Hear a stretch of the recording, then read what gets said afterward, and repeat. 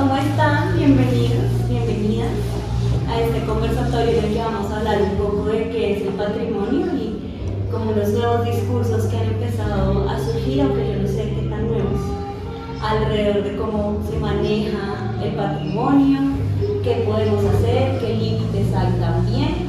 Y pues es un espacio que este museo se propuso en el mes de septiembre, que era el mes del patrimonio, pero como somos tan rebeldes, lo estamos haciendo ahorita en octubre, también porque hubo inconvenientes, marchas, movilizaciones, así que pues de nuevo muchas gracias por igual seguir interesados e interesadas. Nos acompaña María Camila Varela Tajer, que es restauradora y conservadora del externado, Manuel Salle, que es doctor en antropología, y Enrique Rincón, que también es antropólogo y tiene un máster en antropología, y pues los tres conmigo vamos a estar conversando alrededor de esto del patrimonio. Esperemos a que todo el mundo. Y pues la metodología va a ser un poco como conversar. Yo lanzo preguntas, ustedes responden y al final tendremos un espacio también para que ustedes conversen con nosotros. Entonces, pues no sé, si quieren igual presentarse un poco más y contarnos cómo llegan a este mundo del patrimonio. ¿Quién quiera hablar? Gracias por la invitación. Yo soy Enrique Rincón, pues más que antropólogo. A mí me gusta decir que lo que yo hago en términos prácticos es acompañar procesos participativos para identificar, valorar y pensar la salvaguardia del patrimonio cultural. Eso implica muchas cosas, pero a mí me gusta contarlos de él. Yo lo que hago es acompañar procesos, acompañar a la gente, pensar con la gente. Yo estoy vinculado al Instituto Distrital del Patrimonio Cultural y desde ahí trabajo con las herramientas de los inventarios y en la lista representativa del patrimonio cultural inmaterial. A este panel está invitado el director Eduardo Mazuera, que tiene unos compromisos que no puede aplazar y que por lo tanto no está presente con nosotros en mi cuerpo de este día. Gracias por el espacio y pues bueno, ojalá que podamos construir una conversación chévere. Bueno, pues muy buenas tardes para todos, es un gusto estar acá hoy con ustedes, tener esa música de fondo para subvertir esos patrimonios. Mi nombre es Manuel Salle, puede ser parte de los patrimonios vivos, es verdad. Mi primer contacto con el tema del patrimonio cultural fue por allá como en el 2006-2007, que es un proceso muy bizarro de contratación y terminé siendo parte de un primer grupo de patrimonio inmaterial en el Ministerio de Cultura. Era un grupo de 3 personas, era un grupo que, bueno, de los 3 que lo conformábamos, ninguno sabíamos mucho de patrimonio, aprendimos sobre la marcha y aprendimos mucho de la gestión patrimonial, que parece que esa estaba muy bien enraizada en los mecanismos y en los engranajes ministeriales. Sin embargo, la duda grande, el vacío que se podía percibir en ese espacio, precisamente tenía que ver con el concepto mismo del patrimonio, con la teorización de sus límites, sus posibilidades, sus fronteras, sus coordenadas. Entonces, desde ese momento, y como para, digamos, como enmendar todas las torpezas que hicimos en ese momento, pues he dedicado parte de mi tiempo a tratar de entender mejor este concepto. Entonces agradezco mucho la invitación, estoy muy contento de estar acá hoy con ustedes, espero que la charla sea estupenda para todos. Primero, bueno, también agradecer mucho el espacio. Como dijo Amanda, yo soy restauradora, conservadora de patrimonio cultural mueble y bueno, pues esa es como la línea y por ahí como que llegó el patrimonio.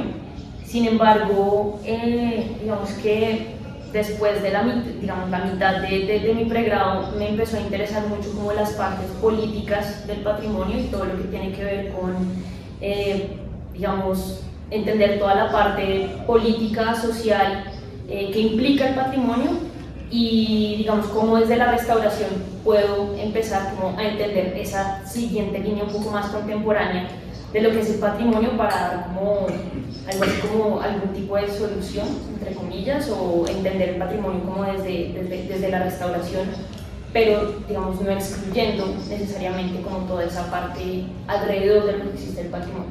Entonces, eso y ya, espero que la conversación sea también genial. Yo creo que entonces podemos arrancar por ahí, como por el concepto de patrimonio, que si bien es una pregunta grande, pero no es una pregunta que siempre se hace y que pareciera clara, pero no. Quiero como arrancar por ahí, ¿no? Para ustedes, ¿qué es el patrimonio? ¿Cómo lo entienden? ¿O desde dónde se paran cuando dicen patrimonio? ¿Quién va a arrancar con esa pregunta? Bueno, yo creo que ya desde los textos institucionales normativos se ha dicho mucho sobre el tema del patrimonio, tratando de establecer unas tipologías que nos permitan diferenciarlo, comprenderlo, gestionarlo, administrarlo, hacerlo tal vez transferible, tangible para la gente, ¿cierto? Principalmente creo que ese es el uso que puedo destacar de las definiciones que se encuentran en lo normativo, ya sea en la ley o en otros instrumentos. Pero más allá de eso, creo que pues hoy en día sí seguimos construyendo unas nuevas nociones en torno al patrimonio cultural, entendiéndolo como algo que no está fragmentado, entendiéndolo más en sus relaciones, en sus formas de uso, en apropiaciones, en intereses, en necesidades, en respuestas o preguntas o interrogantes que tienen las agentes, sus territorios, ¿cierto? Las comunidades en sus presentes. Creo que es una forma más práctica también de definir lo patrimonial, es un conjunto de negociaciones que se hacen desde el presente y que necesariamente pasan por crear o gestionar acuerdos colectivos.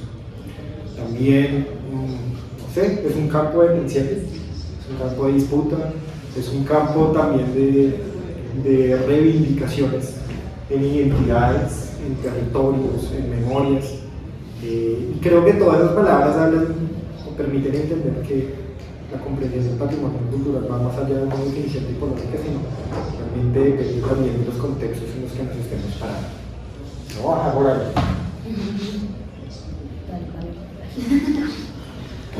Bueno, es una pregunta, yo creo que es la pregunta central en toda esta discusión, porque es una pregunta que, como tú bien decías, constantemente se está haciendo en diferentes escenarios. Cuando lo gestionamos, cuando lo pensamos, cuando lo actuamos, cuando lo vivimos, siempre hay una pregunta tácita: ¿por qué es el bendito patrimonio del que estamos hablando? Hay varias formas de entenderlo. Una línea institucional, y precisamente nos habla de una trayectoria en el tiempo que está muy bien marcada y que arranca a principios del siglo XX. El concepto de patrimonio es un concepto europeo muy fuerte que ha permeado diferentes escalas y diferentes formas de ser y de estar en el mundo en diferentes momentos. Es decir, el siglo XX, con su modernidad, con su principio, digamos, como ontológico, epistemológico y estético europeo, nos ha condicionado esa mirada que tenemos sobre lo patrimonio desde el punto de vista de lo digamos, como desde lo institucional. Y tiene una trayectoria que puede ser fácilmente demarcable con unos picos y unos puntos altos, ¿no? De un campo de expertos, a volverse un lugar de enunciación de los estados nacionales, ahora a tener esa intención de ser parte de la vida de las comunidades. Sin embargo, yo creo que una respuesta un poco más interesante sobre el tema del patrimonio estaría pensada en términos como, bueno, que el patrimonio en última lo que está haciendo es un ejercicio de atribuir cosas, es un atributo, uno lo puede pensar como un adjetivo que se le puede poner a lugares, a objetos, a prácticas, a las relaciones. Es decir, esa casa es patrimonio, este vaso es patrimonio, es un atributo que se le pone a los sustantivos. Y que los carga de un valor singular. Y ese valor, pues ahí me parece que hay una discusión muy interesante sobre cuál puede ser ese valor que está atribuyendo el patrimonio allí. A mí me parece que el valor más interesante, que puede estar ahí más que el estético, el simbólico y el histórico, es un valor de lo afectivo. Y es un valor de lo afectivo de las relaciones pequeñas que establecemos con las cosas y con el mundo. Pero para ponerlo más interesante, más allá de lo institucional, más allá de su trayectoria en el siglo XX, más allá de su condición de atributo, yo creo que en el futuro lo deberíamos pensar en clave de adverbio, aunque eso suena un poquito complicado. ¿Por qué? Los adverbios son los que complementan ya no los sustantivos, objeto, lugar y cosas, sino los verbos. Entonces yo creo que entendieron las relaciones del patrimonio precisamente como verbos y atribuirles a esas esa condición patrimonial lo desliga de eso que tú hablabas, de esas fragmentariedades del objeto, del lugar y de la práctica, y lo relaciona con verbos. Amar patrimonialmente, bailar patrimonialmente, porque eso cambia el foco y el lugar de enunciación y lo vuelve un concepto que puede ser más rico, más disputado entre otras cosas y que pues, está en juego. Bueno, yo digamos que un poco desde mi formación, ¿no? Digamos que no necesariamente veo el patrimonio como objetos, digamos, necesariamente objetos o algo material, lo veo más como un testigo de ciertas relaciones, como lo dice Manuel, relaciones, y en ese sentido, digamos que de alguna u otra manera esas relaciones que hay alrededor, por ejemplo, de los objetos o de las prácticas, es que digamos que ¿cómo decirlo? Saldría como por ejemplo a la luz. Entonces el patrimonio, también estoy de acuerdo con Manuel, es digamos todo esto a lo cual se le aplica o tiene como ciertos valores, pero me gustaría también añadir que esos valores pues son muy subjetivos y dependen mucho del actor o la persona que quiera atribuírselos, es decir, cualquier cosa podría ser patrimonio en tanto las personas activen ese objeto, esa manifestación.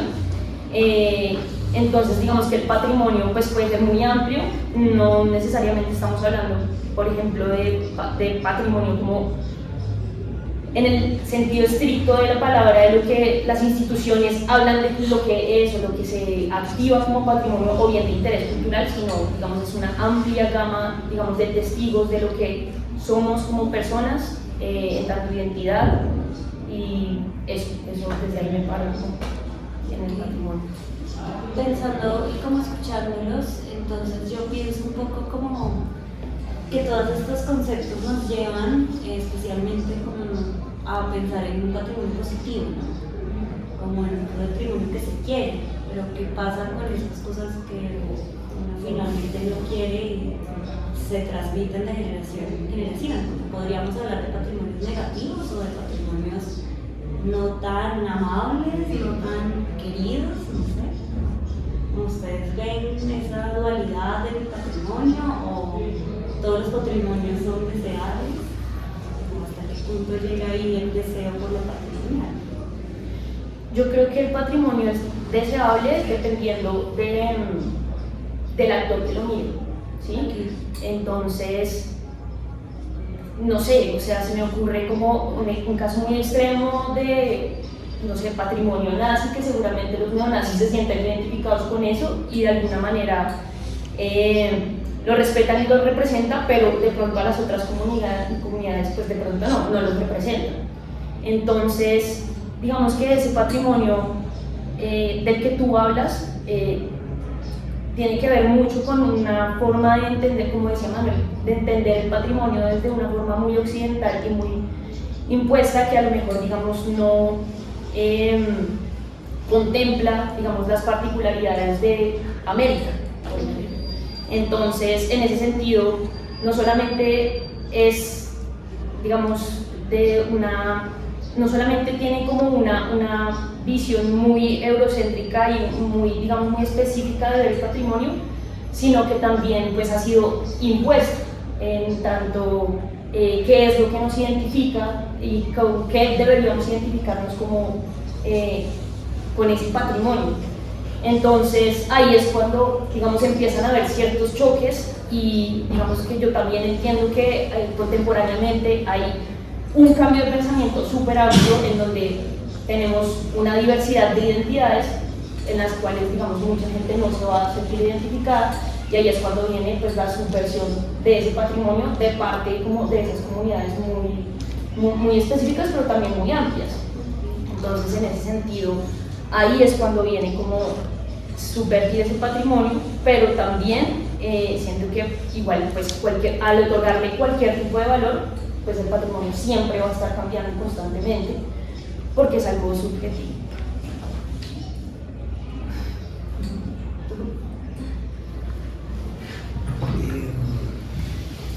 Sí, bueno, a ver, lo primero es repetir lo que ya había enunciado hace un ratico, y es que el concepto de patrimonio se puede ubicar y cartografiar fácilmente en el espacio y en el tiempo, y por lo tanto implica unos regímenes de posibilidad que vienen anclados a su condición ontológica, a su condición epistemológica y a sus condiciones y principios estéticos. Es decir, el patrimonio nos da unos horizontes, ¿cierto? Nos da unos límites y unas cosas que podemos hacer dentro de él con ese campo.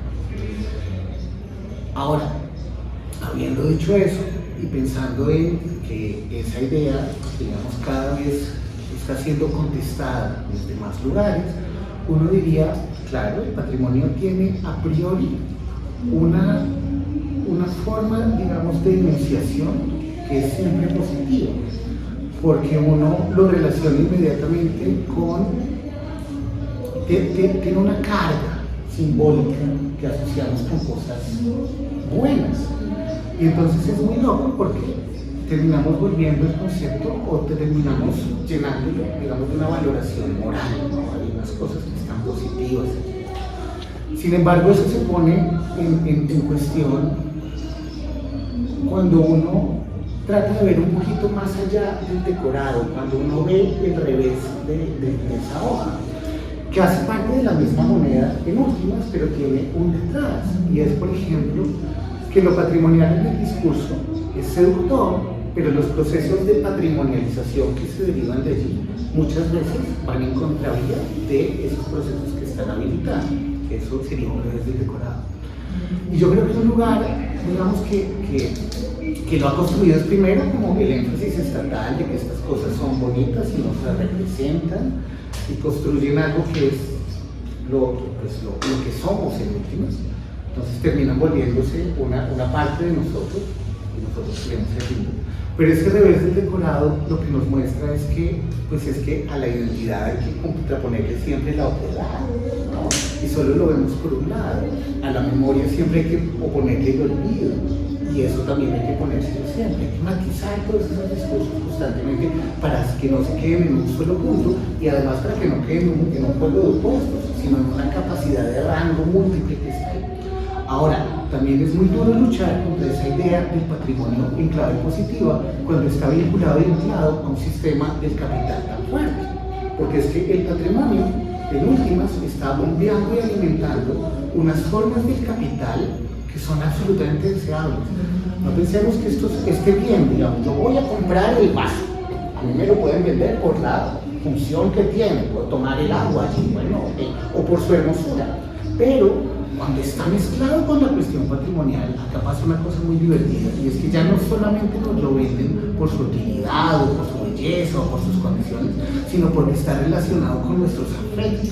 Se termina volviendo un emodity, porque entonces este objeto me está hablando desde mi memoria, de mi abuela. Este objeto ya deja de ser el bendito objeto y se vuelve lo que yo soy.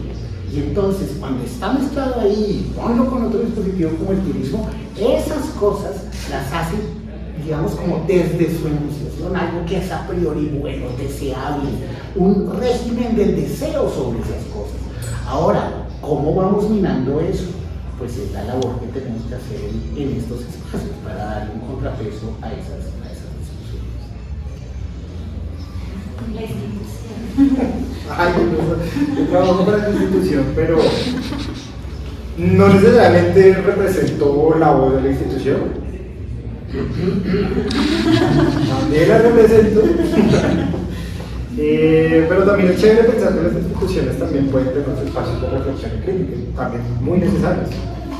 A veces que van más lentos que otras reflexiones, a veces que son más cerradas o le tienen mucho miedo también a los debates públicos, precisamente por lo que significa abrir un espacio de duda también sobre lo que hacemos y para qué lo hacemos.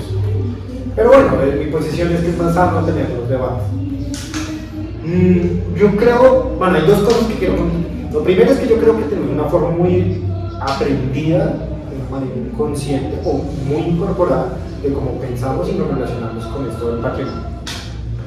Por la misma idea de el pedestal. Lo vemos hacia arriba, lo vemos de una forma distante, alejada. Y muchas veces no cercana a nuestro presente o a nuestra cotidianidad. A veces como que está ahí, pero a veces nos encontramos con eso, pero hay otros días en que no. Hoy venía en bicicleta y estaba pasando por el paro y me encontré con esto de la Armada Nacional está haciendo algo hoy. Y tienen muy bonito el Almirante Padilla, uno de los monumentos más icónicos del sector, y lo tienen con su bandera, y están haciendo unas celebraciones, quién sabe qué están haciendo. Miré ahorita y no era nada relacionado con el natalicio o el fallecimiento de Padilla. Y pensé también en estos momentos de cómo recientemente, o precisamente en esta transición, en este ejercicio de crear una conciencia o interrogar también nuestra relación con el patrimonio, se dieron estos movimientos de bajar a los monumentos del pedestal, o quitar el pedestal al patrimonio, o poner en ese pedestal otros elementos. Yo sí creo que nuestras cotidianidades, en nuestras relaciones, pues eso es lo que nos permite ver es que pues, el patrimonio también es un objeto muy importante. Y hay comunidades, hay actores, hay grupos que necesitan reproducir ese lugar precisamente haciendo uso del discurso del patrimonio. ¿Cierto? Así como hay otros intereses, otros anhelos, otras oportunidades, otras demandas de otros actores sociales que también quieren y posicionan nuevas ideas sobre el patrimonio. O sea, eso es un lugar de tensión que yo estoy viviendo. No sé si es negativo, no sé si es positivo, pero es parte de la naturaleza también del patrimonio. Ser usado precisamente en ese conjunto de relaciones de poder entre los actores. Yo no los llamo comunidades, porque a mí a veces, con las experiencias que he tenido, me doy cuenta que no necesariamente las comunidades son cosas naturales en sí, en torno al patrimonio. Acá lo que uno ve también son personas motivadas por deseos a veces individuales, a veces colectivos, que tienen preguntas y tienen expectativas también para definir quiénes somos, cuál es mi lugar, qué es lo que hago en el mundo, cuáles son mis derechos, porque eso finalmente es lo que atraviesa también el patrimonio. Y también pensaba, en el momento que iba en bicicleta, pues también todas estas acciones, grupos que han decidido tomar los patrimonios, los monumentos. En el caso de la reina Isabel, Colón, cuando trataban de hacer un movimiento también de resignificación, de uso del patrimonio, y que pues las acciones institucionales en ese momento fueron a través de acciones policivas, ¿no? De represión, de buscar proteger el objeto y no abrir unas preguntas, unas reflexiones colectivas sobre para qué estos objetos, qué representan estos objetos y para quién representan estos objetos. Entonces a mí me gusta ver esas tensiones y me gusta proponer ante todo eso unos espacios de reflexión. No sé qué hacer con esas cosas, no sé si subvertirlas o no sé si sea la entidad la que proponga la subversión. La subversión entendida como un ejercicio amplio de reflexión, ¿cierto? Un ejercicio de posibilitar nuevas voces en torno al patrimonio, nuevos usos en torno al patrimonio, pensar también en mover o quitar del centro algunos elementos. No sé si el Bolívar algún día va a dejar de estar en esta plaza, porque precisamente llega el momento en el que existan nuevas narrativas sobre lo que nos representa y lo que podemos ser como sociedad. No sé si la figura masculina va a seguir estando emplazada en el centro de nuestros corazones o precisamente va a dar un lugar a otras cosas. Pues ya lo mencionan entonces ustedes, la palabra es subvertir, un poco como yo quería preguntarles a ustedes cómo entienden esta subversión del patrimonio, pues porque cuando uno busca qué es subversión es como cambiar el orden establecido. La subversión busca que si hay un objeto o un discurso oficial, pues se transforme.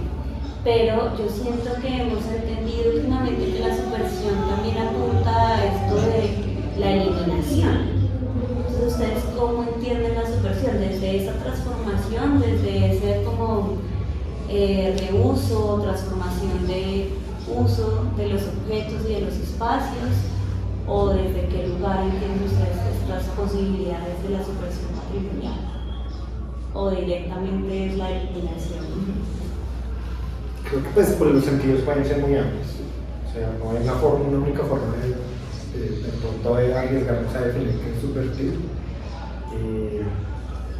Puede entenderse precisamente como desde esas otras formas de relacionarnos con lo que ya se enuncia como patrimonio. O también puede llevar a pensar de que eliminar unos patrimonios, unos objetos que cargados precisamente con esos poderes, pues encubren unas realidades o una forma de estructuras en la vida cotidiana pues, que ya no son operativas, ya no son vigentes, o que tienen muchos problemas, o que precisamente lo que hacen es movilizarnos, interrogantes o activar unas conciencias, unas reflexiones sobre lo que no queremos ser tampoco. Pero pues precisamente yo hablo desde donde trabajo y desde lo que hago, que una forma de subvertir es precisamente ampliar los recursos con los que nos aproximamos y empezamos a nombrar qué es lo que es el patrimonio cultural. Eso implica pensar quién es el que está nombrando, qué es lo que se está nombrando, pero cómo.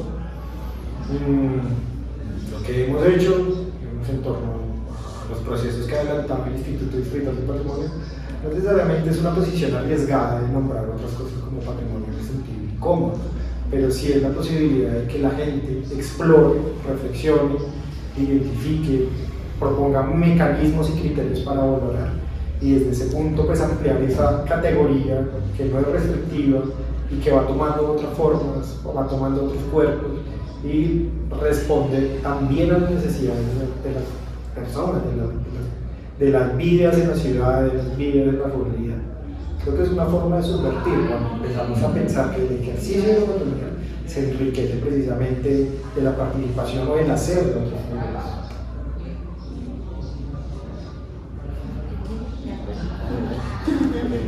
Bueno, digamos que yo lo entiendo mucho, la subversión la entiendo de pronto desde mi visión, desde la resignificación del patrimonio, entendiendo un poco resignificación como esta reorden de los valores que en un principio, digamos que tenía, se lo otorgaron más bien, como tal a los objetos. Entonces, esa resignificación, pues digamos que va a hacer que el patrimonio, pues digamos, tenga estos valores, pero me gusta verlo también como que se amplía como esa visión que hay sobre ese patrimonio.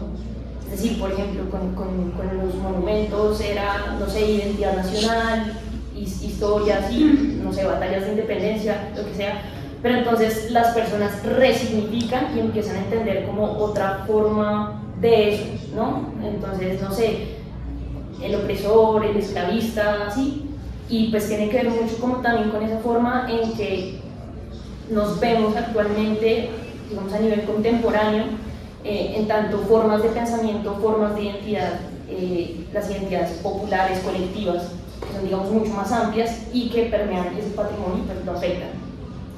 Hay un teórico que se llama Dario Gamboni y él habla como de dos conceptos que de pronto nos pueden dar un poco de línea con relación a eso, y es, primero está la degradación del patrimonio, esa es una, y está la destrucción del patrimonio o del arte, se le habla en términos de arte. La destrucción del patrimonio tiene que ver con, digamos, afectar de alguna manera ese objeto, por ejemplo derribarlo, pero degradarlo, por ejemplo, sería fundirlo y que ya no exista ningún testigo material como de ese objeto. Entonces yo, como restauradora, y esto me puede costar mucho, es que yo abogo mucho por la destrucción, por decirlo, aunque lo veo de manera de resignificar del patrimonio, en tanto que ese testigo material de lo que pasó, porque finalmente sigue estando el testigo material. Ya la degradación, con eso sí no estaría de acuerdo, porque finalmente el objeto a mí me permite contar, el objeto por ejemplo roto, después destruido, permite contar esa resignificación y esas nuevas formas de pensar, bueno, pero la degradación ya no existe, la eliminación completa de eso. Entonces, digamos, esto sí, como restauradora es un poco complejo de decirlo. Entonces, un poco desde la resignificación, desde la destrucción, por decirlo así, aunque esa palabra me parece un poco fuerte, pero sí la resignificación y un poco el cambio de materialidad de ese objeto, digamos que también se podría entender la subversión. No, muy interesante porque pues yo estaba pensando desde otro punto de vista, esto que ustedes están enunciando. Primero otra vez con el concepto mismo del patrimonio como el resultado de una serie de procesos históricos, mundiales y culturales que lo sitúan en un momento y que hace que se irradie en unos lugares. Claro, uno desde ahí puede decir, es que es un concepto que viene desde arriba, que es eurocéntrico, que es un concepto que no nos es propio, que ha sido impuesto, que nos hace sentir incómodos y que las instituciones se ven a gatas para que la gente se apropie, no es algo propio, de. Ok, pero uno también podría decir que si uno acerca un poco la lupa, si uno pone el foco, lo ajusta un poquito, detrás de ese concepto que puede ser o tener esa carga, digamos, simbólica tan compleja, uno puede ver que así como el revés del decorado puede esconder cosas complicadas, también ese revés del decorado puede tener cosas interesantes. ¿En qué sentido? En que muchas veces el caballo de batalla, el caballito de Troya que uno logra meter frente a las instituciones está, digamos, barnizado por la hermosa pátina del patrimonio. Pero una vez adentro, uno puede hacer que sus tropas salgan y que se logren otras cosas para las comunidades. Es decir, yo creo que a veces el patrimonio puede ser un gran caballito de batalla para lograr muchas otras cosas. Creo que una forma importante de subversión de lo patrimonial es tomar ese concepto, que es un concepto lejano, y lograr con ese cosas para las personas, lograr o habilitar muchas desde adentro de cosas. Entonces creo que una forma de subversión está precisamente en usar toda la carrocería para ponerlo, digamos, a circular, pero una vez ya en la carretera, llenarlo de aprovechar para hacer otras cosas allí. Entonces creo que ahí hay algo interesante en esa idea de la subversión. Pero, oyendo lo que dicen, pues uno también podría ser, digamos, más radical en términos de lo subvertido y ponerse un poco, pues, como un escenario de posibilidad. Creo que la subversión de lo patrimonial puede también cruzar otros niveles. ¿Qué pasaría, por ejemplo, si extendiéramos esa idea que tiene muy bien demarcado el patrimonio arqueológico en el país, que está por fuera del circuito comercial, que es inembargable, imprescriptible e inalienable, que si lo extendiéramos a los otros patrimonios? ¿Qué pasaría si le quitáramos la propiedad a los curas que estén acá en el auditorio, del patrimonio mueble y religioso del país? ¿No lo subvertiríamos de alguna forma? ¿No haríamos que se dieran otros procesos ahí? ¿Okay? ¿Qué pasaría acá en un juego de especulación? Por ejemplo, si quitarle la propiedad al patrimonio, una cosa complicada. ¿Qué pasaría si transformáramos esos instrumentos en otros, ¿no? Como ese mandato casi que setentero de UNESCO de hacer inventarios. Ese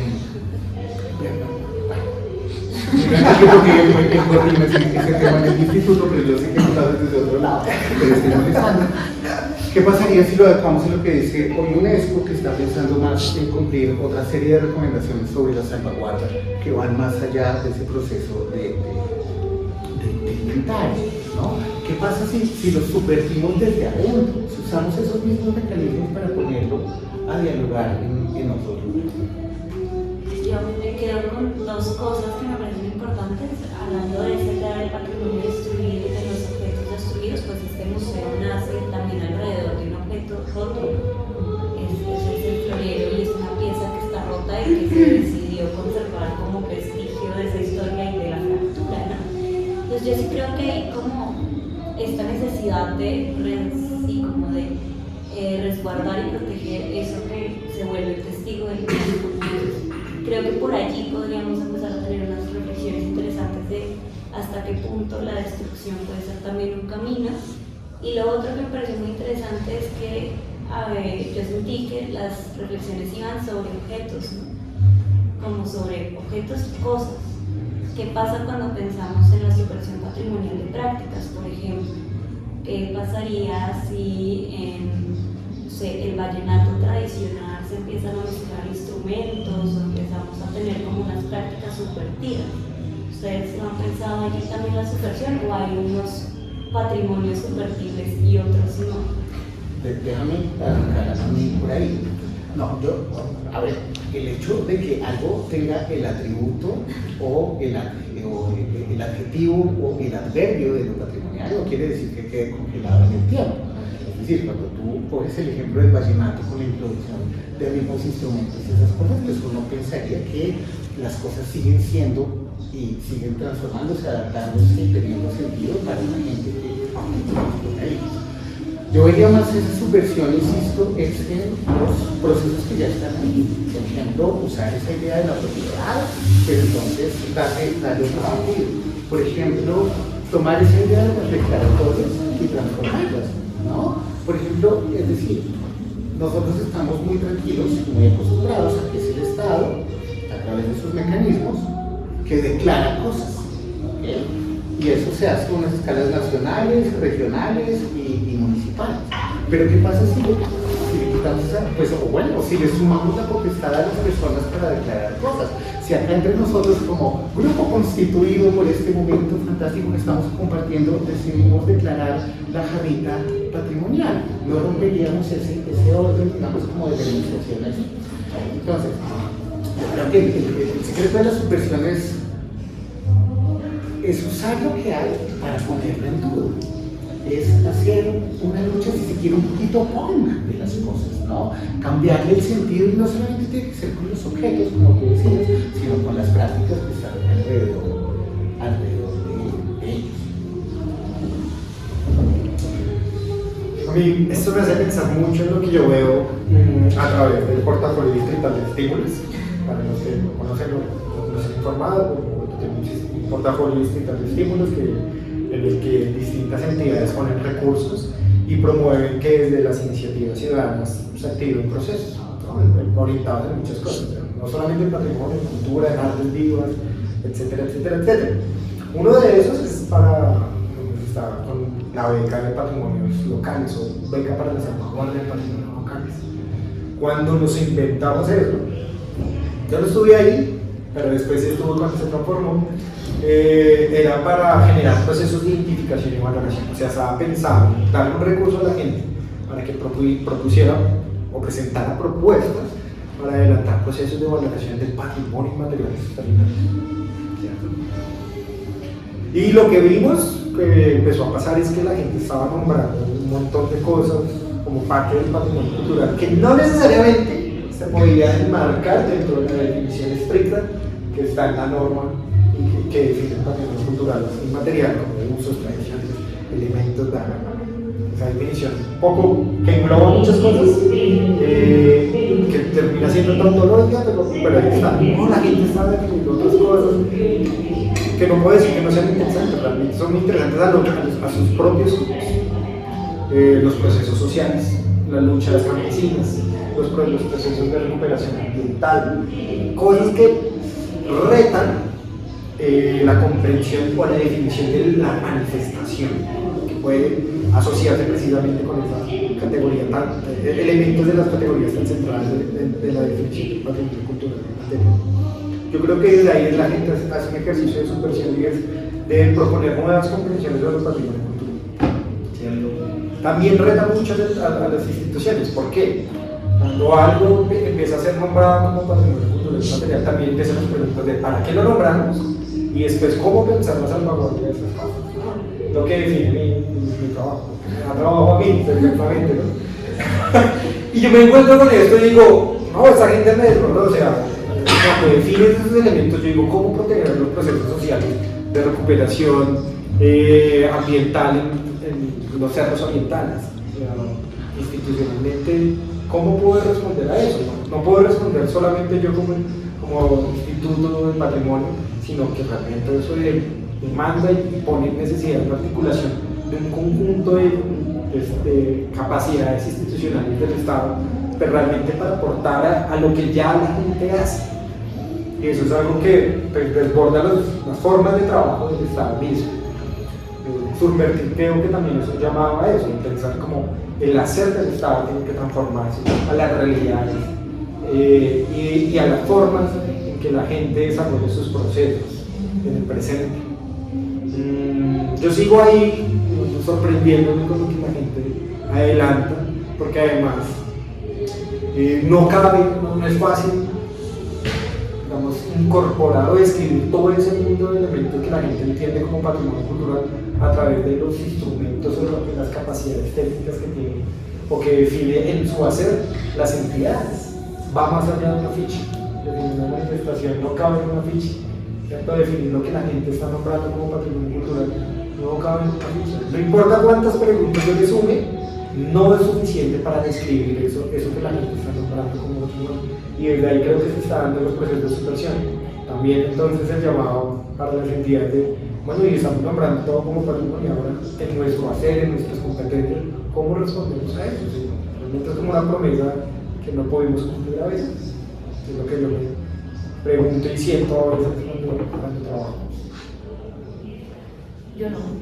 Yo creo que, digamos que nunca lo había pensado, claro, porque bueno, mi formación es en restauración, sí, exactamente.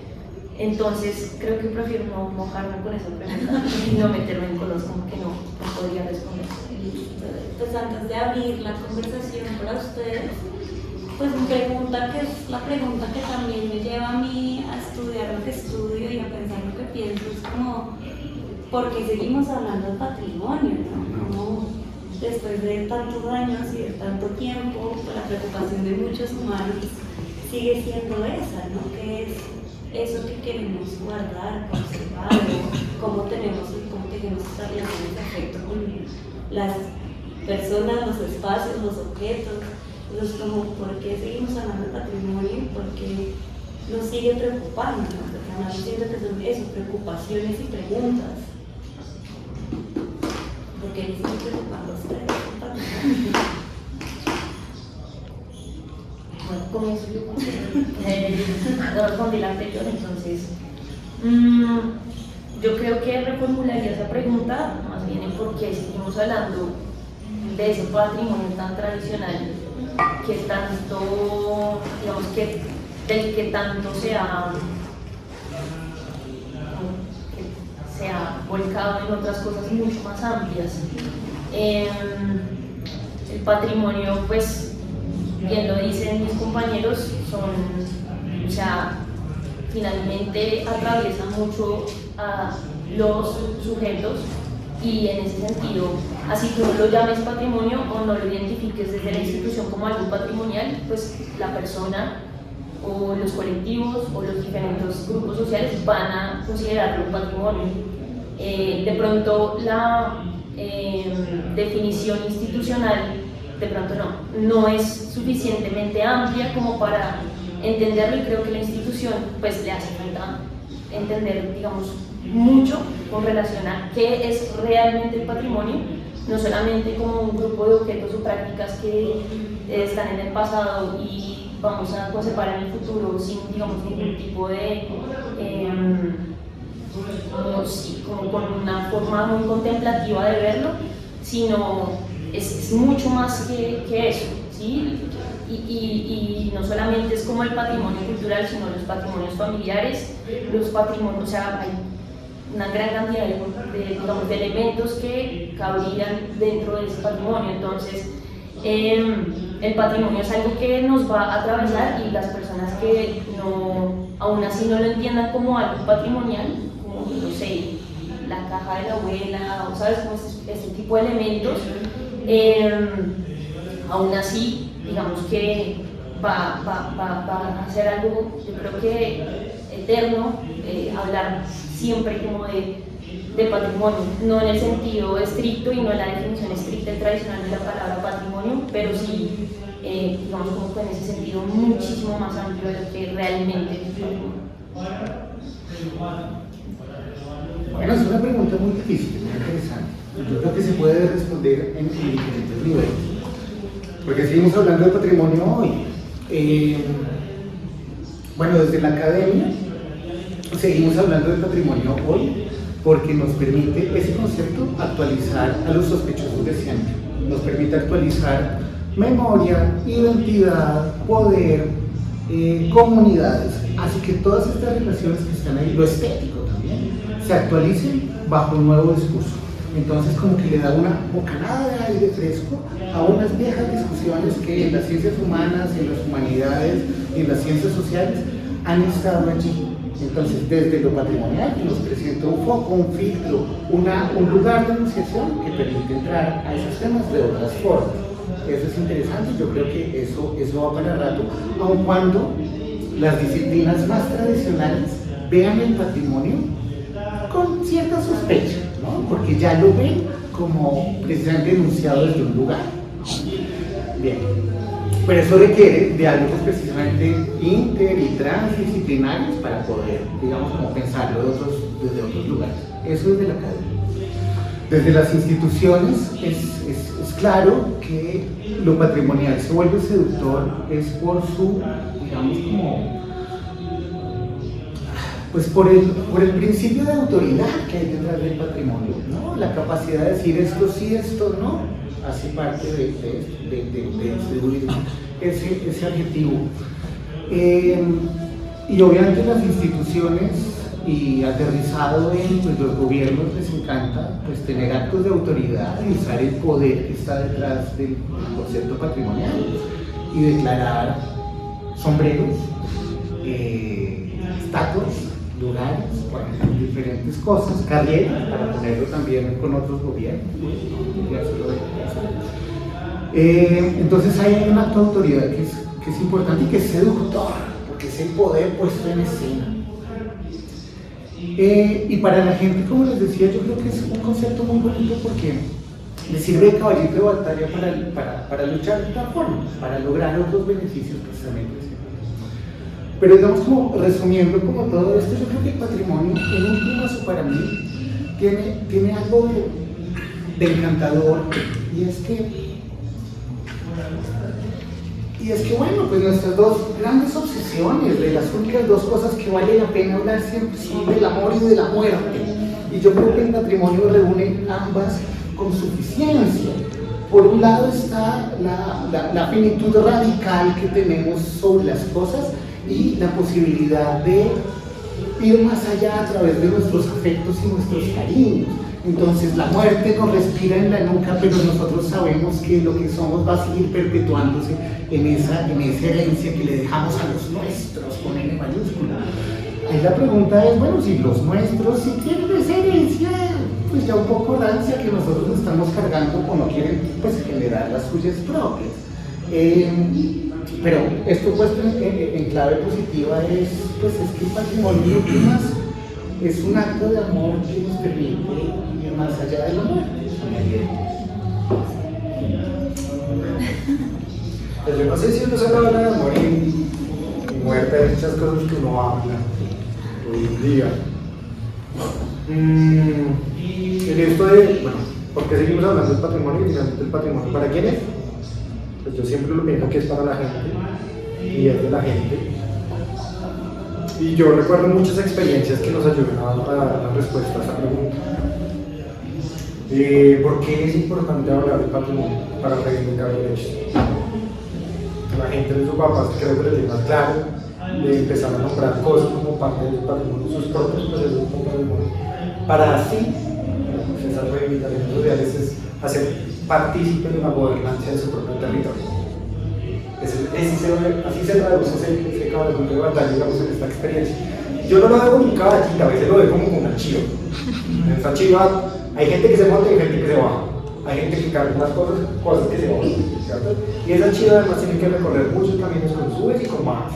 Esa chiva le toca venir segunda, tercera, cuarta, da doble, porque a veces tiene unas cuentas muy empinadas y unas bajadas, así que toca ir sin frenos. Tienen que recorrer el camino, a veces muy amargo de entender y construir procesos de memoria para la gente. Tienen que tomar curvas muy cerradas porque toca construir acuerdos comunitarios. Creo que el patrimonio es importante también por eso, porque construye el tejido social. Lo que yo siento cuando acompaño esos procesos es un miedo, una duda, una pregunta por entender quiénes somos y cómo podemos construir comunidades. La gente no necesita únicamente resolver sus necesidades básicas en términos de qué voy a comer, dónde voy a dormir, sino también cómo construir comunidad, porque necesito pensar el futuro, necesito pensar el futuro del territorio, necesito pensar el futuro para resolver unos aspectos prácticos de la vida un poco de otras personas. Y creo que para eso sirve el patrimonio, no resuelve todo, porque precisamente tiene que hacer todo esto y no es un camino que se recorra de una manera rápida, no es un camino que se recorra de una manera fácil.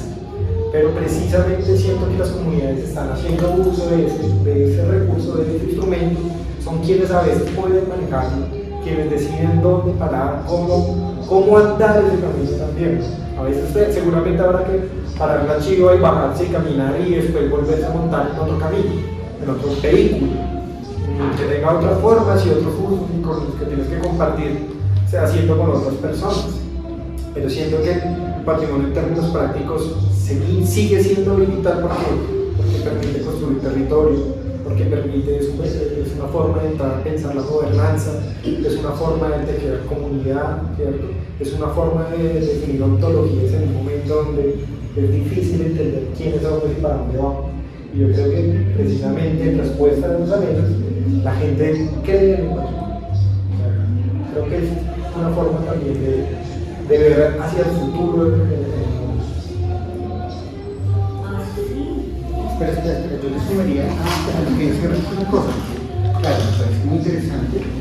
Estoy de acuerdo. Sin embargo, creo que ahí el riesgo que puede haber es precisamente el de alterizar a las personas en función de lo patrimonial. Es decir, constituirlos una comunidad alrededor de la idea de lo patrimonial. Pues hasta qué punto estás patrimonializando a la gente, estás ontologizando esa idea, y pues yo no sé hasta qué punto si esa construcción, esa alteridad construida desde las instituciones sea la que uno más quiere, porque si no, pues ¿por qué debería interceder los estados en las diferentes escalas para generar procesos de querer lo que se tiene?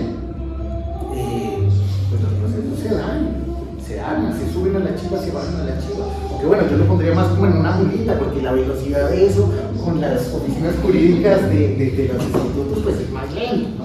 Con el instituto no, con el que tampoco puedo decir. Bueno, con las oficinas jurídicas de diferentes lugares es otro nivel. Entonces no, sin molestar, creo que 100% de acuerdo con que las comunidades tienen que tener acá un lugar central, con el riesgo de, o con la distancia de, o con la preocupación de no alterizar al otro desde la noción del patrimonio. Sí, y eso necesariamente, ¿cómo se traduce en esto? En mecanismos de gestión, que siguen siendo muy clásicos al interior de las instituciones. ¿Cómo se materializa esto en términos de procedimientos? Creo que esas cosas no han cambiado, no se pueden fácilmente extender, entendiendo que ya son los instrumentos que además observan las entidades mismas y definen su hacer. Pero creo que también ahí está el punto del lugar que tenemos como entidades. Yo no me paro solamente en el procedimiento, yo también tengo una capacidad de replantear o interpretar ese procedimiento, ¿cierto? De acompañar a la gente. Yo siento que a veces ese es nuestro lugar, por eso cuando me presenté siempre me presento así, acompañar y presentar preguntas a la gente, para que sean estas mismas personas las que definan construyan un diálogo con otros que no necesariamente están comparten el vehículo porque van al mismo punto, tal vez van hasta ciertas partes del camino porque les interesan otras cosas. Hoy la realidad es que pues, las entidades también hacemos parte del ecosistema del patrimonio. Es también cómo pensamos nuestro lugar y cómo buscamos aportar en las decisiones que tienen que tomar. Yo sí me quedo con la frase de acto de amor que nos permite más allá de la muerte, porque más me parece una frase muy linda, pero también rescato la idea del futuro. Creo que efectivamente el patrimonio nos da esperanza en momentos de caos. Lo pensaba hoy con las imágenes del Líbano. Claro, la gente y las cosas y las costumbres y la pérdida y entonces esta cosa que nos atraviesa también como humanidad. Pensar en el patrimonio es pensar en la esperanza de que algo de allí nos quede a otros y a otras en medio del caos y la destrucción, que también me parece una propuesta válida del patrimonial. Yo creo que hay que destruir cosas para construir nuevas. Para mí ha sido muy chévere escucharlos. Y pues ahora quiero escucharlos a ustedes. ¿Qué preguntas tienen? ¿Qué reflexiones